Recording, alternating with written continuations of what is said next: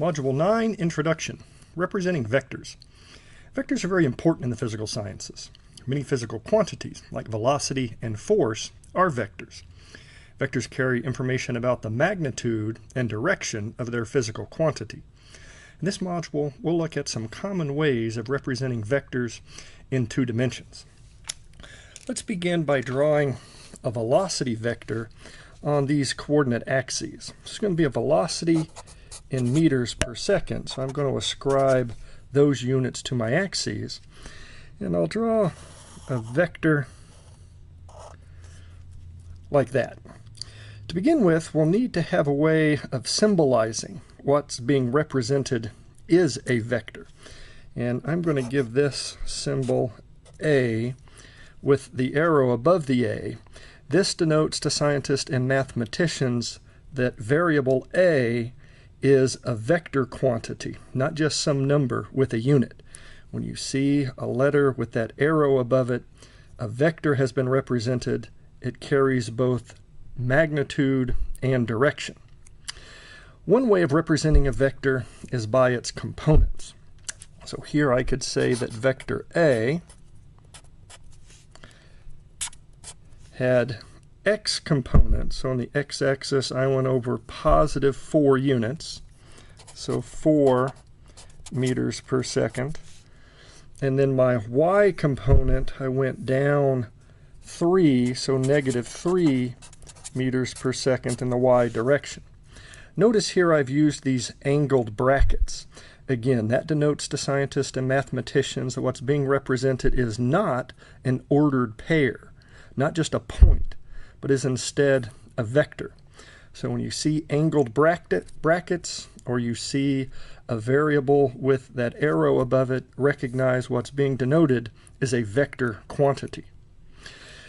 The length of the vector would correspond to its magnitude, and the direction the arrow is pointing corresponds to direction. So I can graphically represent the vector in this way, I can denote its components in this way, or I could express the vector in unit vector notation. This is easy to do when you have the components. Here I could say that vector A was 4 meters per second.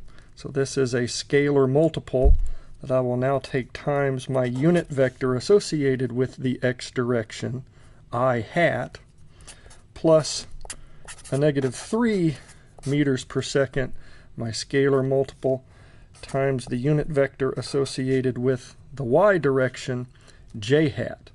So these are unit vectors corresponding to the x component and y component. This notation is called unit vector notation. Another way of representing a vector is by its magnitude and direction. So here's this same vector we were just working with, vector A, and if I wanted to express its magnitude, I would need to know that length, but recognize it's not really a length because we said this was a velocity, so it's really that value with the ascribed units associated with my coordinate axes. Okay, so I recognize that that vector is really the hypotenuse of a right triangle that I could construct, where this leg has value 4 meters per second, this leg has value 3 meters per second. So if I wanted to know that value there, I could apply the Pythagorean theorem. The square of this value would be equal to the sum of the square of that value and the square of that value. Here I'm going to say that the magnitude of A, so I'm using this to represent magnitude of vector A, would be equal to 4 squared plus the negative 3 squared, then I'm going to take the square root of that result. So here this would have been 4 squared for 16 plus 9, that is 25, square root of 25. My magnitude is 5 meters per second. Okay, so that's half of what I need to describe this vector. I have its magnitude.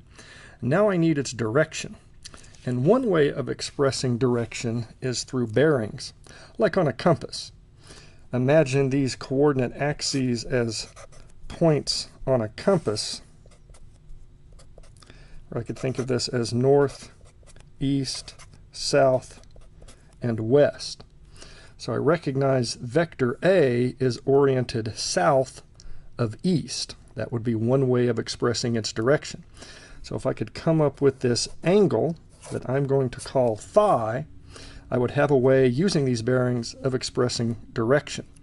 So how might we come up with that value for phi? Well, we can apply some trigonometry here. We recognize that this was an adjacent leg to that angle. So I could say that the cosine of phi would be equal to adjacent divided by hypotenuse, 4 divided by 5, or 0.8. So the inverse cosine of 0.8 will give me that desired angle. That is 36.9 degrees.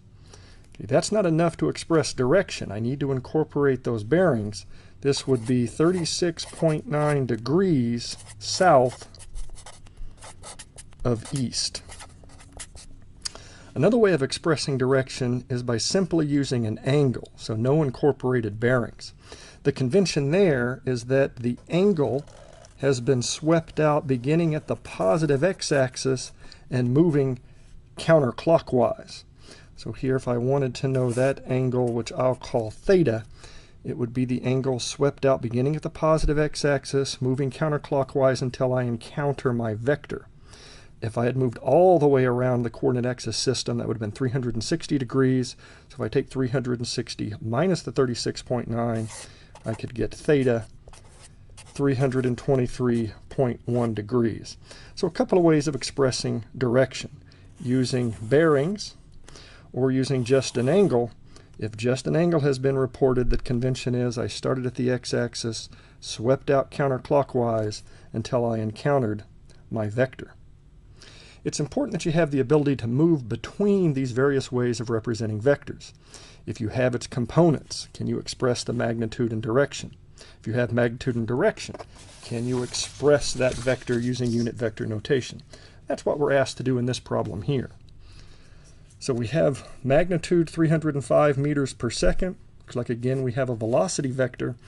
We're given direction by bearings 25 degrees west of north. We need to express this in unit vector notation. Okay, a good place to start here might be to just represent that vector. So let's draw some coordinate axes. So here I've told I'm 25 degrees west of north. Okay, so this would be west, that's north. So I'm going to draw my vector 25 degrees.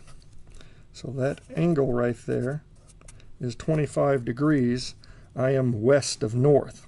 Okay, so I know this value is 305. To express it in unit vector notation, I'm going to need to know two things here. I'm going to need to know what is my component in the x direction, what is my component in the y direction.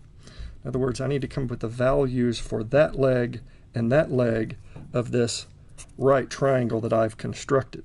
Working with vectors is often all about being able to recognize the appropriate, the pertinent right triangle.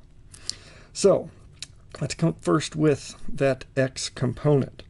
I recognize that that is a leg that is opposite this 25 degree angle I know. Therefore, the sine of 25.0 degrees would have to be equal to that leg's value. We'll call that the velocity component in the x direction, dividing by the value of the hypotenuse, that was 305 meters per second. Okay, so I do that bit of arithmetic. I solve for the velocity v in the x direction. When you do that, you're going to get 129 meters per second. Recognize that was in the negative x direction, so it would be negative 129 meters per second. Okay, so I've got my x component. Let's get the positive y component now. Many ways I could do that with this value in hand, but I'm simply going to recognize that that leg is adjacent to my 25 degree angle.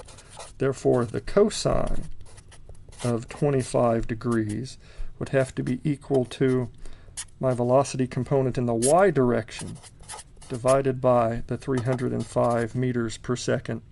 I do the prescribed arithmetic there. I'll get my velocity in the y direction to be 276 meters per second.